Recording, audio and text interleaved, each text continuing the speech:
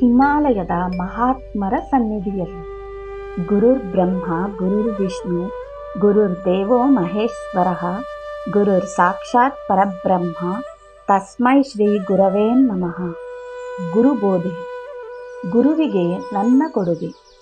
ಗುರುಗಳಿಗೆ ನಾನೇನು ಕಾಣಿಕೆ ನೀಡಿದೆನೆಂಬುದನ್ನು ಹೇಳುತ್ತೇನೆ.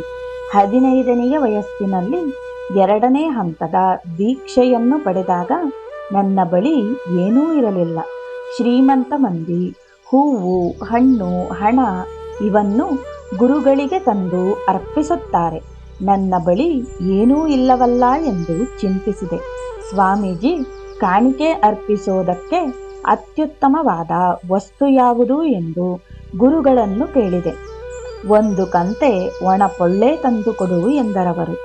ಯಾರಾದರೂ ತಮ್ಮ ಗುರುಗಳಿಗೆ ಪುಳ್ಳೆಯನ್ನು ಕಾಣಿಕೆಯಾಗಿ ತಂದದ್ದೇ ಆದರೆ ಅಂಥವರನ್ನು ಗುರುಗಳು ಒದ್ದು ಓಡಿಸುತ್ತಾರೆ ಅಂದುಕೊಂಡೆ. ಆದರೆ ಗುರುಗಳು ಸೂಚಿಸಿದಂತೆ ಮಾಡಿದೆ. 1 ಕಂತೆ ಪುಳ್ಳೆಯನ್ನು ತಂದಾಗ ಹೃದಯ, ಮನಸ್ಸು ಮತ್ತು ಆತ್ಮಪೂರ್ವಕವಾಗಿ ನನಗೆ ಅರ್ಪಣೆ ಮಾಡು ಎಂದು ಹೇಳಿದರು. ಇವರು ಇಷ್ಟು ದೊಡ್ಡ ಜ್ಞಾನಿಗಳು ಹಾಗೂ ವಿದ್ಯಾವಂತರು. ಇವತ್ತು ಇವರಿಗೆ ಏನಾಗಿದೆ? ಗುರುಗಳನ್ನು ನೋಡಿ ಮನಸ್ಸಿನಲ್ಲೇ ಅಂದುಕೊಂಡೆ, ನೀನು ನನಗೆ ಕೊಡಬಹುದಾದ ಅತ್ಯುತ್ತಮವಾದ ಕಾಣಿಕೆ ಇದೇನೆ. ಜನ ನನಗೆ ಚಿನ್ನ, ಬೆಳ್ಳಿ, ಭೂಮಿ, ಮನೆ ಇವನ್ನೆಲ್ಲ ಕೊಡೋಕೆ ಬರ್ತಾರೆ.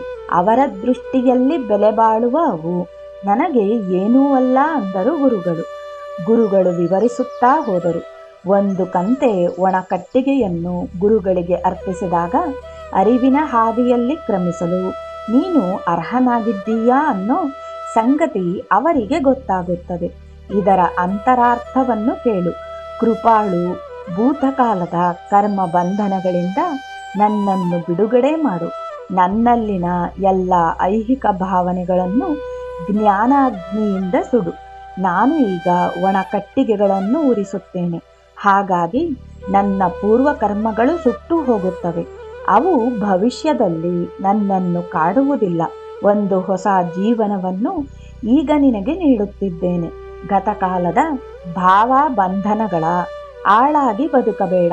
ರೂಪಾಂತರಿತ ಜೀವನವನ್ನು ಬದುಕುತ್ತಾ ನೀನೀಗ ಬೆಳಕಿನ ಹಾದಿಯಲ್ಲಿ ಸಾಗತೊಡಗಬೇಕು ಎಂದು ಗುರುಗಳು ಹೇಳಿದರು. ಬಹಳ ಮಂದಿ ಭೂತದ ಬೆನ್ನೇರಿ ಚಿಂತಾಕುಲರಾಗಿರುತ್ತಾರೆ. ವರ್ತಮಾನವನ್ನು ಸಾರ್ಥಕವಾಗಿ ಬದುಕುವುದು ಹೇಗೆಂಬುದನ್ನು ತಿಳಿದಿರುವುದಿಲ್ಲ.